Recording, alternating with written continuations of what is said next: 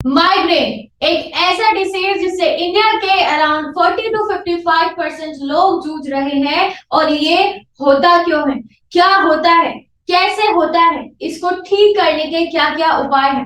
Hello everyone, welcome back to pharmacy India medicine. आज इस video में हम जिस टॉपिक पर बात करने वाले हैं वो है माइग्रेन।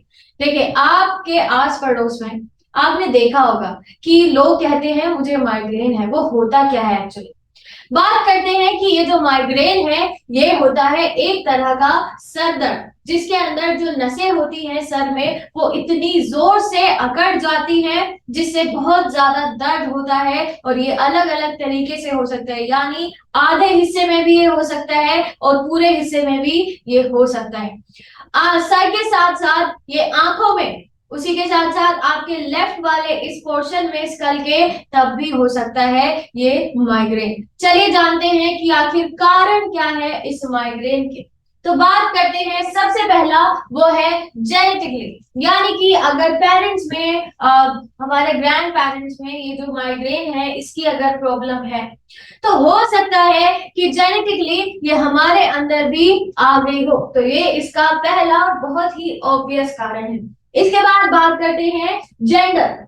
जेंडर कैसे, देखिए फीमेल्स में ये देखा गया है कि जो माइग्रेन की प्रॉब्लम है वो बहुत ज्यादा होती है। कंपेयर करें अगर हम मेन के साथ तो फीमेल में ये बहुत ज्यादा देखने के लिए मिलती है। और अगर उनकी एज अराउंड 50 to 55 है तब तो ये बहुत ही ज्यादा नॉर्मल हो जाती है। वैसे अगर मैं कहूं कि एज क्या मैटर करती है माइग्रेन में, तो जवाब होगा नहीं, बिल्कुल भी मैटर नहीं करती है। किसी भी एज के लोगों को हो सकता है। जेंडर से मेरा सिर्फ ये मतलब था कि फीमेल्स में ये ज्यादा देखा गया है। उसके बाद बात करते हैं स्ट्रेस लेवल।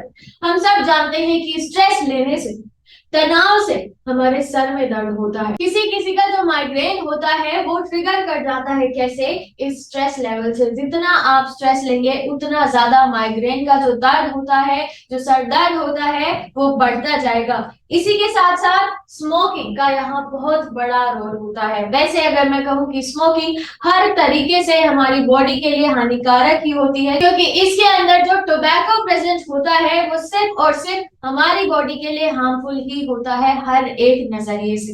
इसी के साथ साथ कैफीन, अगर बहुत ज्यादा अमाउंट में कैफीन का इंटेक हो रहा है, यानी कॉफी, कॉफी का इंटेक अगर बहुत ज्यादा हो रहा है तब भी माइग्रेन जैसी दिक्कत पैदा हो सकती है, बढ़ सकती है। ठीक है, और इसी के साथ साथ अदर मेडिकल कंडीशंस, दूसरी मेडिकल कंडीशंस भी हो सकती हैं, जैसे हाई ब्लड प्रेशर। नॉर्मली आपके सर में अगर दर्द हो रहा है और वो बहुत दिन तक ठहर जा रहा है, यानी कि 2 दिन, 3 दिन, 4 दिन, 5 दिन अगर वो रुक रहा है, स्टे कर रहा है, तो हो सकता है, ऐसे चांसेस बन सकते हैं कि वो नॉर्मल सर दर्द ना हो, वो माइग्रेन। इसके बाद बात करते हैं कि हम कैसे जान सकते हैं कि ये माइग्रेन है, क्या क्या इसके सिम्टम्स हो सकते हैं। तो चलिए बात करते हैं सिम्टम्स की। जो सबसे पहला सिम्टम होगा वो है sensitivity to light, noise and odours, यानी कि हमारा जो बॉडी है, हमारी जो बॉडी है, नॉर्मल लोगों की बॉडी को इनसे ज्यादा दिक्कत नहीं होती। प्रॉब्लम होती है लेकिन बहुत ज्यादा प्रॉब्लम नहीं होती है। लेकिन जिनको माइग्रेन होता है वो बहुत ज्यादा सेंसिटिव होते हैं नॉइज से। बहुत ज्यादा अगर आवाज हो रही है तब ये ट्रिगर कर जाता है। अजीब सी अगर उनको स्मेल आ रही है, ऑर्डर आ रहा है, तब भी ये ट्रिगर हो जाता है। और इसी के साथ साथ बहुत ज्यादा अगर लाइट है तब भी ये चीज ट्रिगर हो जाती है। तो जिनको माइग्रेन होता है उनको ये प्रिस्क्राइब किया जाता है कि आप ज्यादा लाइट वाले एरिया में मत रहना। उनको कहा जाता है कि डिम लाइट में रहना चाहिए। इसी के साथ साथ nausea, nausea, vomiting, upset stomach and abdominal pain, इनके जैसी भी दिक्कत देखने के लिए मिल सकती है। और लॉस ऑफ एपेटाइट, यानी कि भूख लगना बंद हो जाती है। इसके सिम्टम्स जो होते हैं बहुत ही नॉर्मल हैं, आपको आसानी से पता चल जाता है। लॉस ऑफ एपेटाइट यानी भूख लगना बंद हो जाती है। वेरी वार्म मतलब बहुत ज्यादा गर्म लगता है, सर में ऐसा लगता है कि बहुत आग निकल रही हो। अगर मैं आसान भाषा में कहूँ, ऐसा लगता है कि सर से आग निकल रही हो। Feeling very warm. और कोल्ड, या फिर ऐसा लगता है कि बहुत ज्यादा ठंड है, बहुत ज्यादा ठंड है, या तो एक्सट्रीम हॉट या फिर एक्सट्रीम कोल्ड, यही इसके सिम्टम होते हैं। इसी के साथ बहुत ज्यादा बहुत जल्दी थक जाना, ये भी इसका दूसरा सिम्टम हो सकता है। डिजीनेस, चक्कर आने जैसा लगना, ये भी हो सकता है। साथ ही साथ डायरिया। तो ये इसके कुछ सिम्टम है माइग्रेन के। अगर आपको इनमें से कोई भी सिम्टम हो तो अच्छा होगा कि आप अपने डॉक्टर के पास जाएं, फार्मासिस्ट के पास जाएं, वहां जाकर चेक करवाएं और उसके अकॉर्डिंग प्रेस्क्राइब मेडिसिन लें। चलिए अब बात करते हैं कि कैसे हम ट्रीट कर सकते हैं हेडेक्स को, माइग्रेन को। तो सबसे पहली है सुमाट्रिप्टेन, जिसका जो काम होता है वो है जो हेडेक से, माइग्रेन से रिलेटेड सिम्टम्स होते हैं उनको कम करने का। जो अभी मैंने सिम्टम बताए हैं उनको ये कम करने में मदद करता है, जैसे इमिट्रेक्स, इमिट्रेक्स और टोसिमुरा।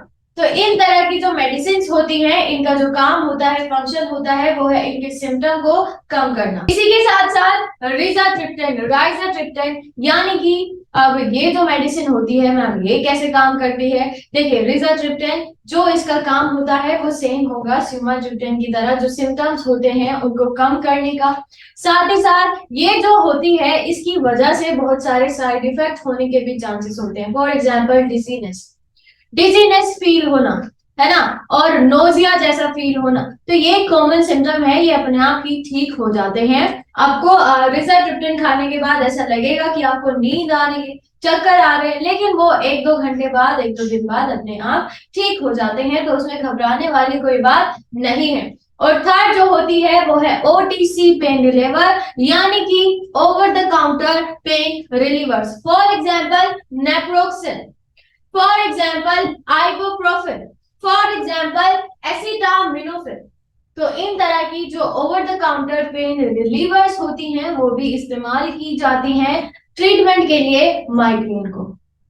नेक्स्ट बात करते हैं कि क्या क्या हमें प्रिकॉशंस लेने चाहिए अगर माइग्रेन हो रहा है तब। देखिए, सबसे पहला है कि आपको मील स्किप नहीं करनी है ना। जो आप खाना खाते हैं रेगुलरली उस टाइम पर ही आपको खाना खाना है, कोई भी मील जो है वो स्किप नहीं करनी है। तो ईट रेगुलर मील्स। इसी के साथ साथ जो स्ट्रेस है, स्ट्रेस का लेवल जितना हो सके उतना कम करना, जितना हो सके, जितना पॉसिबल हो उतना स्ट्रेस लेवल कम करने की जरूरत होती है। इसी के साथ साथ योगा, मेडिटेशन, ये बहुत ही रामबाण की तरह काम करते हैं माइग्रेन में।